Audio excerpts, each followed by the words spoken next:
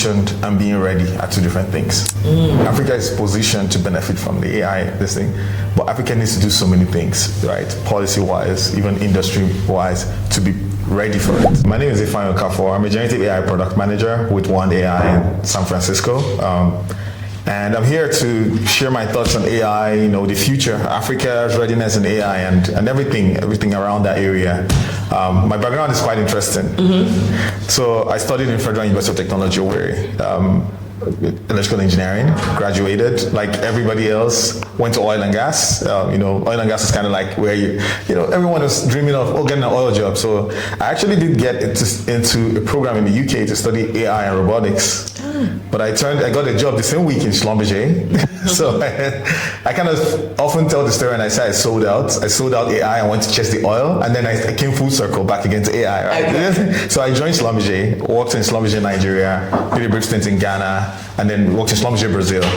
And then while in Brazil, I was at that point where I wanted to get more into strategy leadership, just more, outside the core engineering. I was a core engineer. Did my GMAT, got into an MBA program.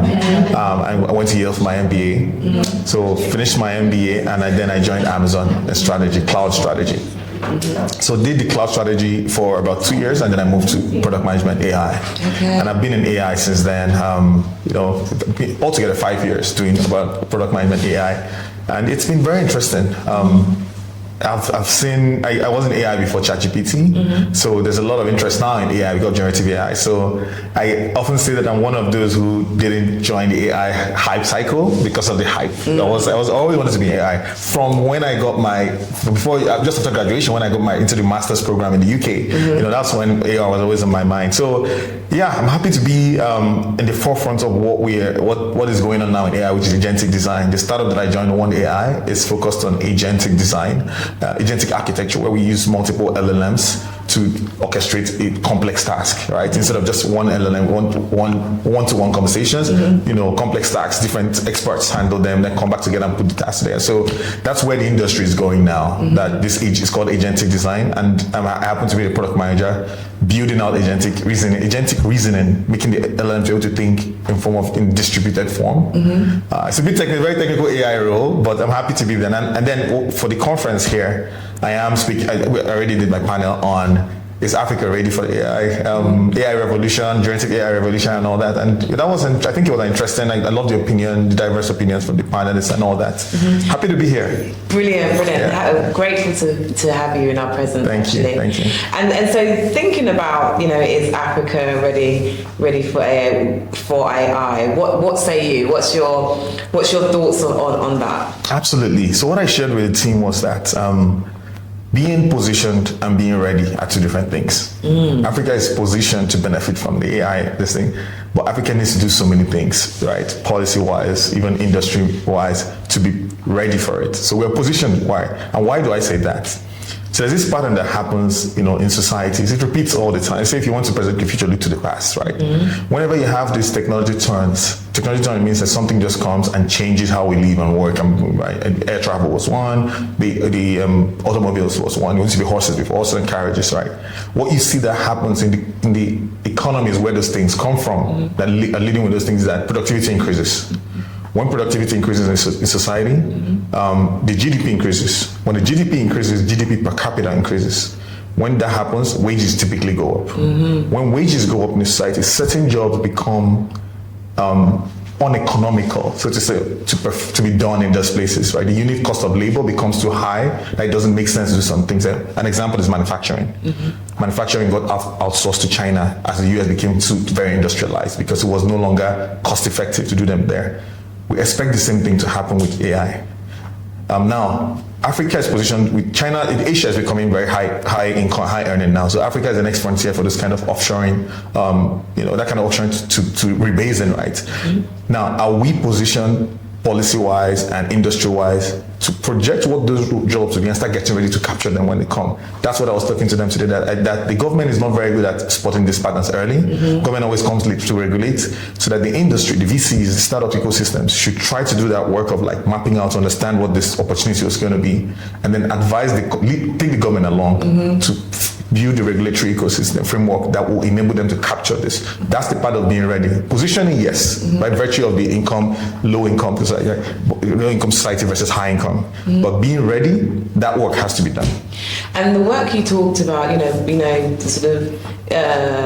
sort of private companies, VCs, startups, and then bringing the government along. Are you seeing that happening in any countries in Africa?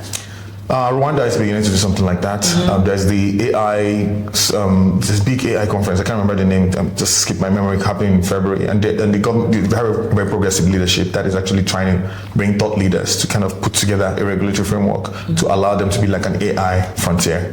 I see that happening in Rwanda. I see that also happening a little bit in South Africa. And then I think Nigeria is beginning. We had our AI framework. I think it was in February, sometime early this year. Tijani Boson, had the putting together our AI framework for regulation and everything.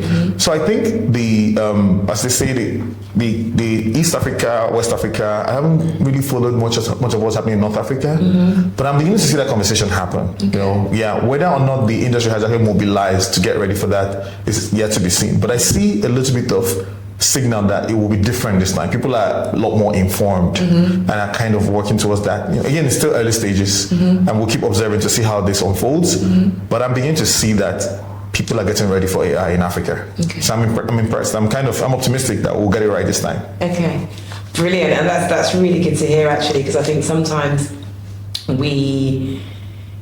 I think the narrative quite often is that we're far behind in a lot of ways, and actually I think it's our duty to tell the stories of people that are progressing, or the countries that are kind of making waves and making strides. That's why I kind of wanted to ask you, okay, so how do we become ready, and which countries are kind of focused on being ready? So good to hear that. As you mentioned, Rwanda, yes, they have a very strong framework that they're building. South Africa too, and elements of Nigeria. Yeah. Brilliant. So we'll keep an eye out and see how those regions. We'll circle back next year during Inspire and see how this has played out. See how they're doing. Brilliant. And so you've got significant experience within product. So I kind of want to ask you some kind of product related questions, sure. If that's possible. So I mean, what trends or developments in the tech and product space do you believe will shape the future of Africa's startup ecosystem? Yeah, so still, again, speaking more on the frontier right now is artificial intelligence, right? And what is going to happen is that as knowledge becomes more ubiquitous, like everyone now knows how to use a computer. Let me use a computer example, right? Excel. Everyone uses a computer, we use Excel. Before, it was a skill on its own, like I'm computer literate. It was a thing. Now it's like, oh, you're not computer literate, you're not even part of the conversation. Table stakes, right? So computers are table stakes, right? In the tech world, writing code is table stakes. Like, I'm a software engineer, I write code. It's given that you should know how to write code. The trend that we're seeing is that I'm a software engineer, I can prompt engineer LLMs. Coding will now become like, we shouldn't even ask whether you can code. What we're asking now is, can you build using LLMs for generative AI? And building LLMs is prompt engineering. So there's some system design involved in it, but it's prompt engineering. So prompt engineering, that's the way you control the LLMs. So basically, coding will become table stakes, and prompt engineering will become the norm. So more sophisticated things kind of become normal, and new things become like the additional skill. Right now it's an additional skill. You put on a resume, I know prompt engineering, and then you say, and the people are hustling you. After a while, it's going to be like, that's a standard. What's the big deal? Yeah. So that's what I see happening right now. Okay, brilliant. And what would you say are the challenges that people scaling in the African market face? Scaling in the African market, interesting. I'll speak from the perspective of AI, right? My domain is mostly there, and I think I add more value, my perspective, when I look at it from an AI lens, right? Given that we expect that many products will start to incorporate AI. What we're seeing right now, I work with a company that is at the forefront of AI technology, right? We're doing some really sophisticated things, and I work closely with the scientists. We're seeing that it's not yet cheap enough. The language models, as you start trying to do more complex things, the number of tokens and the cost per token and all, it starts to add up. These models, actually, the very good ones are very expensive. So there's a concern that I raised with a startup founder that I spoke with at Moonshot, that I don't know that the unit economics has been studied very well by a lot of the founders that are working in the area. And by that I mean, you're building an AI system that helps to file a claim or resolve a customer issue. How much is it going to cost you to run that system? Because these things LLMs are expensive. As you make more calls to the LLM, you're paying, right? And you have to charge. You're building an application that calls LLMs. Each call you make, you pay for it, and you're doing a complex that they have to call the LLM so many times to check this, do that, right? So, do you know how much the labor cost for the job you're trying to make faster is? If you double the people doing that work, you add one more payroll versus one license of the AI. Do you know what that number comparison is? And he hasn't done that number. So as people start to scale AI, I fear that, I won't say I fear that, one challenge they might see is that if models don't become cheaper, and they are becoming cheaper, to say, right? If models don't become cheaper, they might see that the cost benefits that they are accruing to the customers may not justify it might, let me put it simply, it might be cheaper to add another person because labor is really cheap than to pay for a license and give somebody to do the work to make the person faster. Yes, okay. So that's the challenge they might see with scale. And if you can't make that labor economics work, you can't scale your product. Selling your product is selling more people, getting bigger. So you go to this, you pitch to them, then you show them your pricing, and they're like, And that's the pricing you need to make it work for your site. You're not going to sell at a loss, right? Yeah. So you show them your pricing, and they're like, in the MD's head is calculating, that's 2 people's salary. I can just hire a second person. So that's the challenge that they might start seeing when most of them are still in the early stage, startup stage. When they get started in that scale up, so they prove the concept is working, scale up now getting your first 10 customers, your first 100 customers. If that unit economic study is not done, that's the challenge that I see that they might start facing at scaling time. Okay. And any ideas on how to overcome that? Yes, there are different ways that I think that they can start thinking of. I mentioned to my friend, don't add AI just for fun. Don't slap on AI. If AI is not bringing significant benefit, use conventional engineering, right? Build it with normal. There are apps that are working today. WhatsApp is not AI. Okay, Meta has added the AI logo, right? Yes. But WhatsApp was working like crazy without AI. So there are products that you can still deliver without AI. Well, make sure that the AI you're bringing in, the value justifies the costs.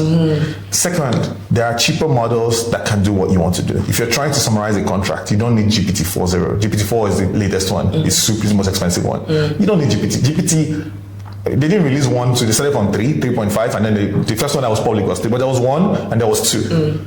I'm pretty sure GPT-2 can summarize, right? If it were, so look for a smaller model that is cheaper, but capable to do what you can do well enough. If you're trying to do the voice thing and the fancy video thing, then you need those sophisticated, expensive ones. But if you're just trying to do tasks that are not super complex, you might want to just stick with like smaller models that are good enough for the job.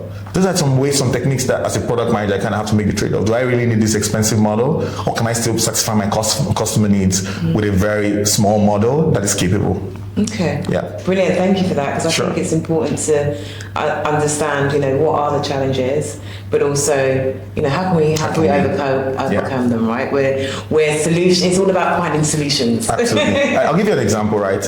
I'm going to go a little bit technical here, but just bear with me, right?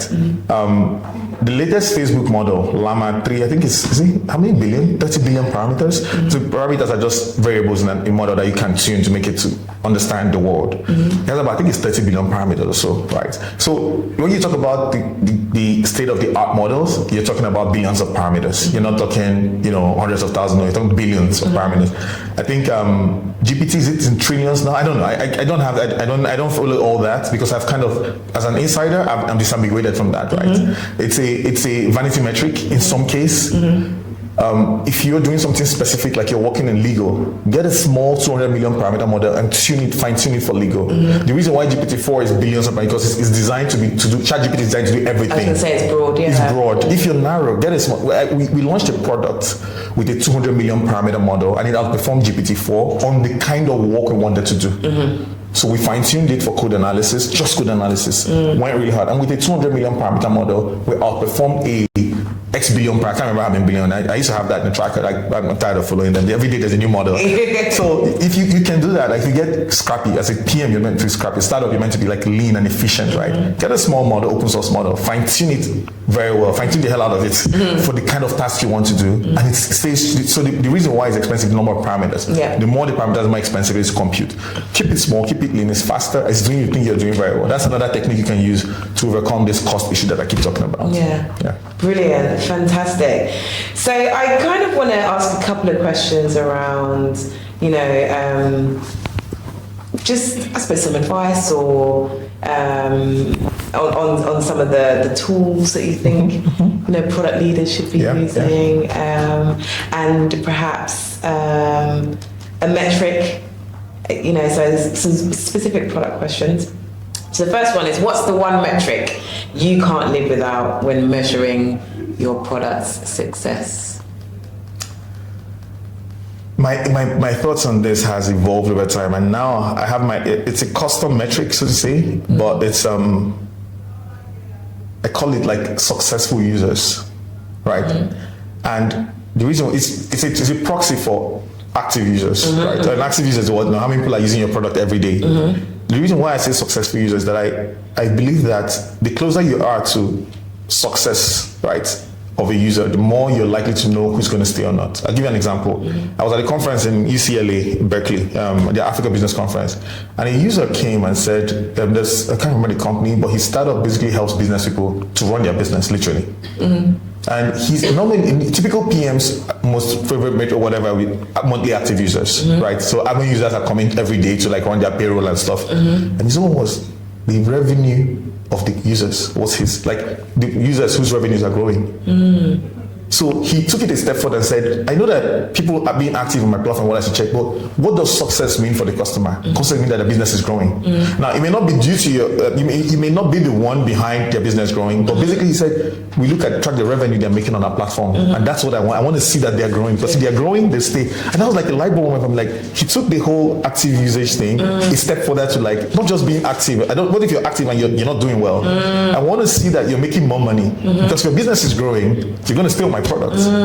So that's that kind of like successful users. So you might have 100,000 active users, 80,000 are growing revenue, and you can see the operations improving. 20,000 are struggling, but you're counting 100,000. He's counting 80,000 and asking, why are these 20,000 struggling? Let me try to convert them to become successful. Whereas the me of like a couple of years back would just be like, oh, active users. Oh, it doesn't matter. It doesn't matter, because I see that they're logging in every day.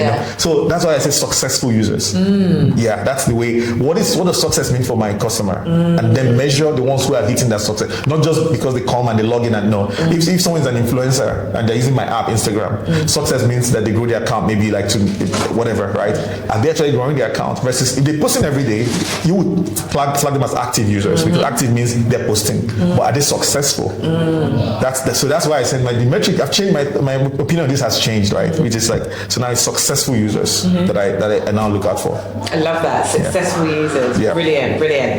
And so, what tool do you think that every product leader should be using? And you can interpret tool however you want.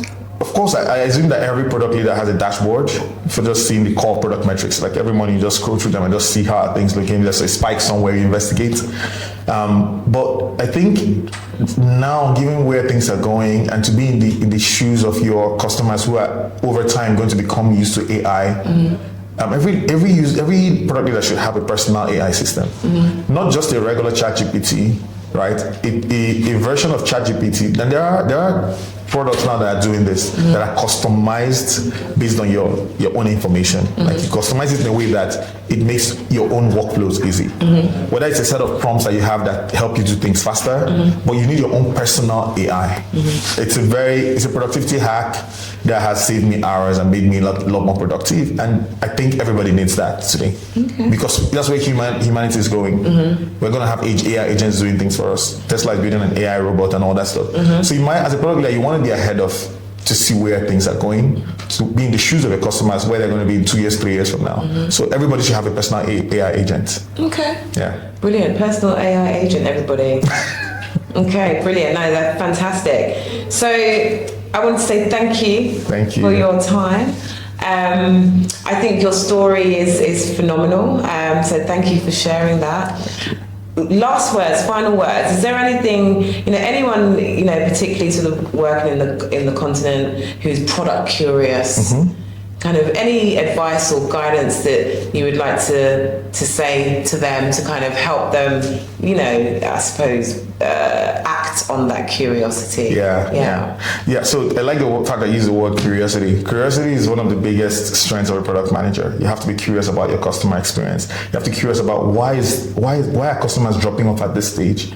So the first thing is being curious, right? And trying to understand, if you're product curious, you're trying to understand how best your story can connect to you being a product manager. Because the way your story connects to being a product manager will determine the kind of product manager you end up being and where your strengths will most likely lie. So connecting every industry there's a product mindset in every industry because you're trying to solve a customer problem. So I would say if you're product curious and you're trying to become a product manager, or you're a product manager trying to move over to a different domain or actually grow, I would say look at where you are, look at where you're trying to go. Find what customer needs need to be met to connect you from where you are to where you're going, and use that to build your career. It's a bit there's an art to it, and that's why the SVPG is here, and the training and the coaching and all that. But this is how the best way, the most organic way to evolve into being a product manager is to where you are, find out what problems customers are having. Start from there to solve those problems, even without the title. Start getting in that habit of figuring out how can I understand my customers and then solve their problem. And then from there, it becomes a lot easier to connect into a product manager, my title.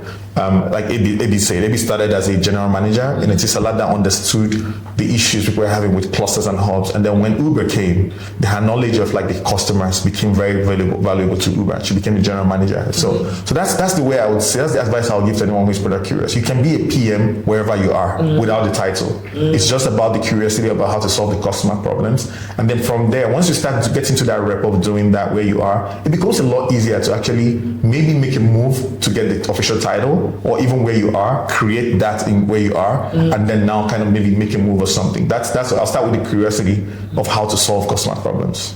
Brilliant. Ifeanyi, thank you. Thank you so much for your time. Same here. Thank you. I'm happy to be here and pay back. Is it pay forward or pay back? Pay back to the community. I started here in Nigeria. I'm flying in from Austin, but I'm always happy to be here and give back to the community. My career started here. I went to college here. People usually don't oh, you're Nigerian. You need AI in San Francisco in the Francis-based company, and I'm yeah. You went to college back in Nigeria. I'm I went to college. I even started working in Nigeria first. So I always like to come back to that roots and connect to people, and that was why I started on a panel with that story, so people don't feel oh, this guy is speaking like this, probably. I'm no, I went to Futo here. 100%. So that I can connect back. Brilliant. Ifeanyi, thank you very much. Thank you so much. Cheers.